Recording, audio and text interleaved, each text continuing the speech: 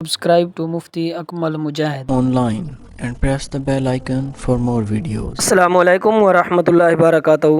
मोहम्मद उज़ैर लाहौर से ये भाई सवाल करते हैं कि मुझे टॉयलेट में थूकने की आदत है, मगर मैंने अब एक वीडियो में सुना है कि टॉयलेट में थूकने से भूलने की बीमारी पैदा हो जाती है।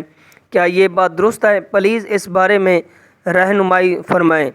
भाई ने बहुत ही अच्छा सवाल पूछा है।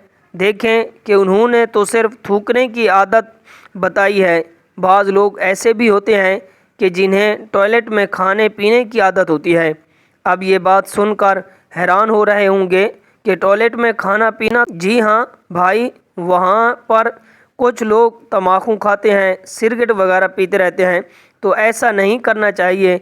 याद रखें, टॉयलेट जो है ये नापाक जगह है, निजासत वाली जगह है, और इंसान के मुंह में जो थूक होता है ये नापाक नहीं बल्कि पाक है। इसलिए पाक चीज़ को नापाक जगह पर फेंकना ये शरन मकरूह तंज़ीह है, यानी नाजायज़ और हराम तो नहीं कह सकते, अलबत्ता नापसंदीदा आदत ये ज़रूर है।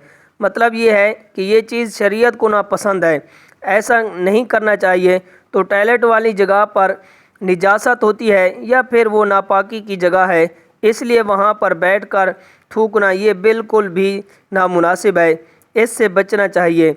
अब रहा ये मसला कि इससे भूलने की बीमारी होती है, तो जहाँ तक हमारी हदीस के हवाले से मालूम आता है तो ऐसी बात किसी हदीस मुबारक में नहीं है कि इससे कोई बीमारी पैदा हो सकती है।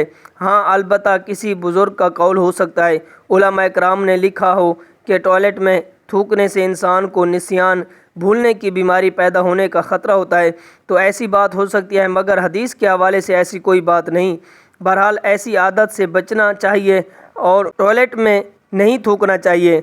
वैसे भी शरन ये मकरूह है, ऐसा नहीं करना चाहिए कि एक पाक चीज़ को उसे नापाक निजासत वाली जगह पर डालना, ये अच्छा नहीं है, इससे बचना चाहिए। और टॉयलेट के अलावा भी अगर नापाकी वाली जगह है तो वहाँ पर भी थूकना शरन नापसंदीदा है। ऐसी आदतों से बचना बेहतर है। उम्मीद करता हूँ कि आपको ये बात समझ आ गई होगी। अल्लाह ताला अमल करने की तौफीक अता फरमाए। Subscribe to Mufti Akmal Mujahid Online and press the bell icon for more videos.